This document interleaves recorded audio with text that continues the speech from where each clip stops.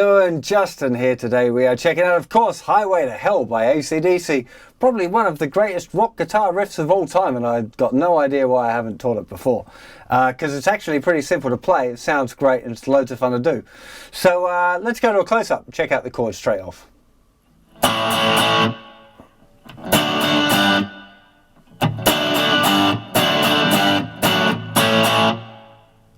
So there we have it, ladies and gentlemen. That is one of the most iconic rock guitar riffs of all time. Let me show you how to do it. So we're using our first finger to bar strings 2, 3 and 4. Make sure that the underneath of your first finger is kind of lifted up a little bit and you mute the thinnest string. So we're not going to play the thicker string, then it's open, second, second, open, and then a mute on the thinnest string as well. And we'll play that 3 times, all down picks. Okay, I'm going to talk about the pick in hand in a second. So the next chord is D with an F sharp bass. Now I've just watched a few videos and I'm certain that Angus Young is playing it this way, but I'm going to show you a couple of options as well. So to play the D with the F sharp bass this way, second finger, 2nd fret thicker string, making sure that that's laying over a bit and muting the 5th string. Open 4th string, 3rd finger, 2nd fret of the 3rd string, a little finger in the 3rd fret of the 2nd string. Little finger is also leaning over and muting the thinnest string. So we've got 2nd fret, muted note, open, 2nd, 3rd fret, muted. Okay, that's D with an F sharp bass. And that'll get 2 strums, and then we change to a G, which, doing it this way, we move the 3rd finger to the 3rd fret of the thickest string. That underneath of that 3rd finger will also mute the 5th string, the A string. So we end up with 3, muted note, open, open, 3rd fret, and then again the thinnest string is muted. Okay, so we got A, D with an F sharp bass, D with an F sharp bass to G. That repeats.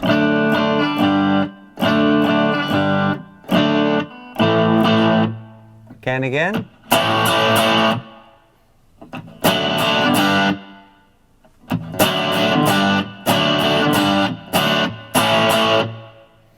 Now, I've usually played this chord a different way, I'll be honest with you. I always thought it was this. Sounds exactly the same, it's the same dots being played. But I always thought it was 1st, 2nd and 3rd finger. I could have sworn that I'd seen Angus playing it that way. But evidently I didn't, because I've just done some research and he's definitely doing it that way. But if you wanted to, it'll sound exactly the same to use fingers 1, 2 and 3.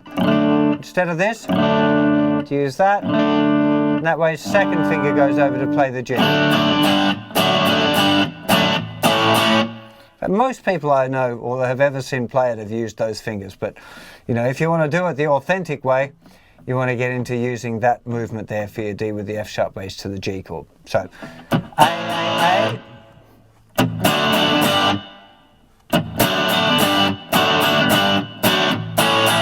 The very last time through the riff it goes to an E chord, okay? Now it's like a regular E, but you just relax the first finger a bit, so you end up with that string being a bit muted. Okay, if it's pressing down, sounds quite majory, and I think sounds fuller somehow with just relaxing that first finger so it's muted. Sometimes I think I can hear that note and other times I think I can't. So it's up to you whether you want to put it down or not. It's definitely an E major sounding chord. So when it goes to that E chord, it'll be doing it this way.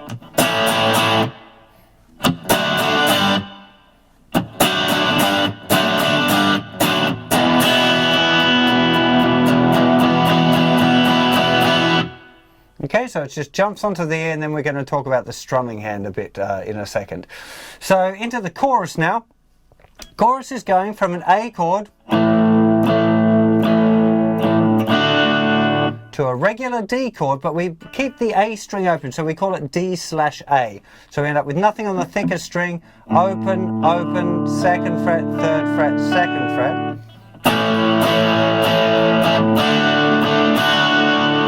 And then we're going big G, okay, without the first finger again. We don't want that note B, it really muddies stuff up in heavy rock. So 3rd fret muted, open, open, 3rd, 3rd, G, now D, with the A bass. Sometimes I think I can hear this F sharp note creeping in there as well on that chord, but I'm not really sure. It doesn't look like he is, but it kind of sounds like it sometimes on the original recording. So it's up to you again whether you want to play just regular D or put that F sharp in the bass. So the verse.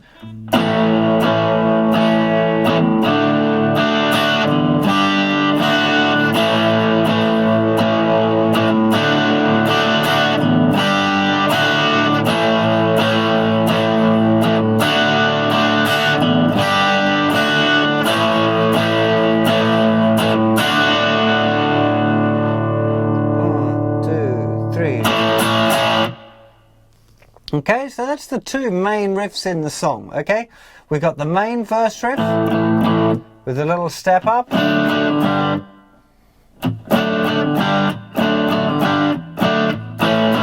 We've got the one going to the E chord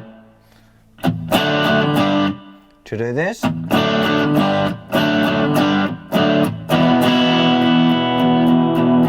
a bit of a build, and then we've got A to D.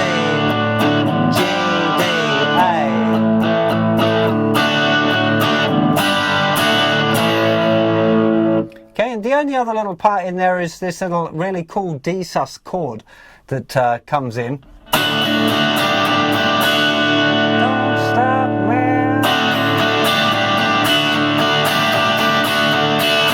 Just coming in just before the solo. So that's just staying on a D and adding your little finger down in the 3rd fret of the thinner string. Don't stop me. 1, 2, 3, 1, 2, 3, 1, 2, 3, 1, 2, 3, 1, 2, 3, 4. Okay, so it's just 3 on each. 3 on D. Put it down. 3. Off. On. Off.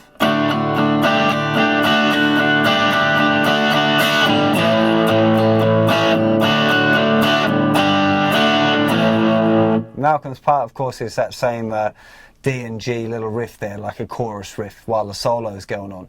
So let's have a look at the strumming hand here as well. Now it's mostly down strums this, but it's got a bit of muting work to do here as well, where it's going to, the outside part of the hand is going to touch the strings, particularly between the chords, like I'm putting it straight down and make the guitar quiet. I'm also using the rest of my fingers on the left hand to touch the strings.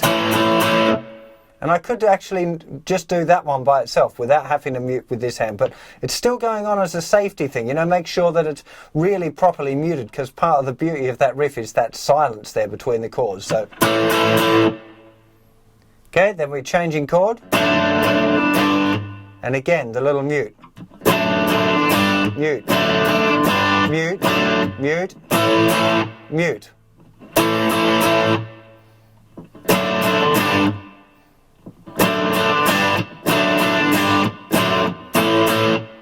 So that really makes a big difference when you get used to putting that hand down. Not right next to the bridge, or it'll sound more like palm muting. It wants to come up, you know, a couple of inches away from the bridge really to get the full effect, where you can really hear the effect of that mute. When we get into the build-up,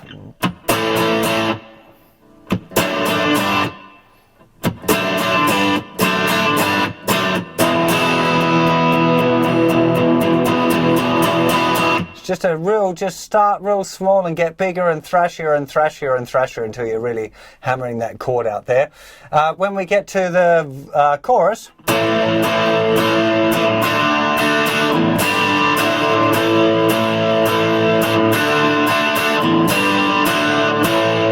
again, 1, 2, 3, 4, and 1, and 2, 3, 4, 1, 2, 3, 4, and 1, and 2, 3, 4. Okay, again, it's all just down strums, a little bit more open sounding now in the choruses.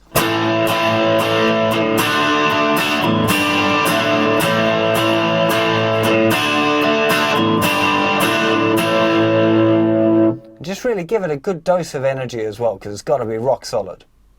Just as a little bit something out of the ordinary, I thought I'd give you a look at the solo in this song as well, because it's actually a pretty simple solo and it's got some really nice little ideas in it. So we're in the key of A, starting off with a classic kind of a Chuck Berry lick,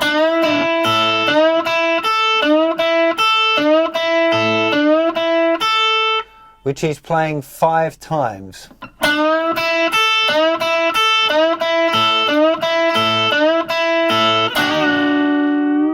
Classic little Angus move here, playing the 7th fret, strings 2 and 3, with the one finger, and then, so it's a very quick little bend, release and then bend it back up again. Would be it in slow motion, so really quick bend, and then bring it back up. Then 5th fret on the 3rd string, 7th fret on the 4th string, 7th fret on the 3rd string, back to the 5th fret.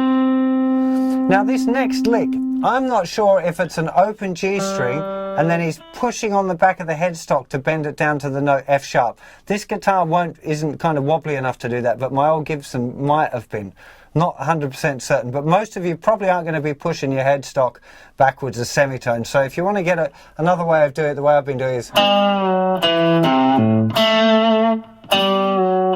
So just starting on the 4th fret of the 4th string, bending it up a semitone so it sounds like the note G, and then relaxing it. Then 2nd fret, 3rd fret on the 5th string, flick off to open.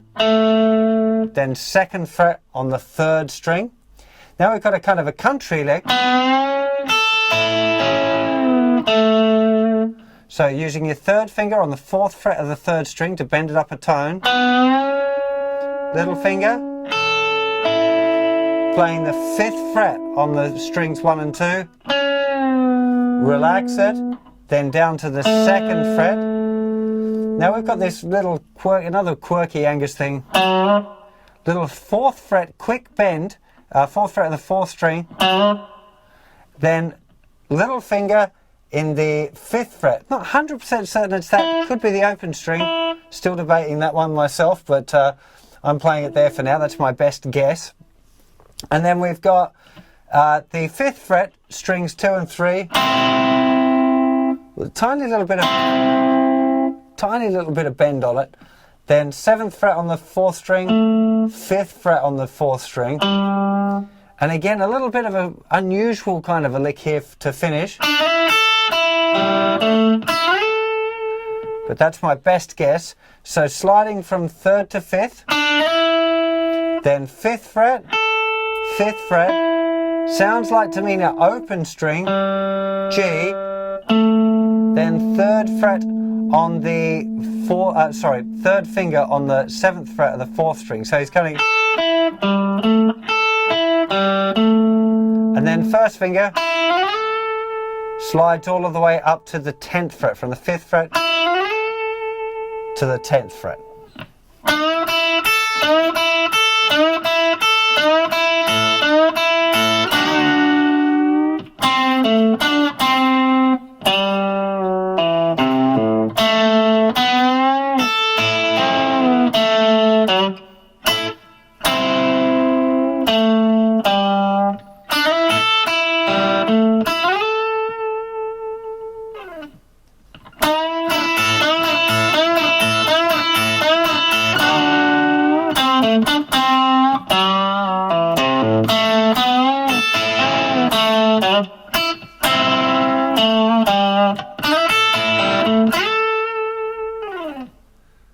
I really hope you enjoyed playing Highway to Hell. I must say I don't have many regrets in my life, but one of them is that I never got to see acdc live, and now Malcolm's really sick, so might not ever happen. That's one of life's disappointments. I should have gone to see them. I've had plenty of opportunities and always thought I'd do it next time. So a little life lesson at the end. If you think you should do something, do it right away and don't wait, because the moment might pass.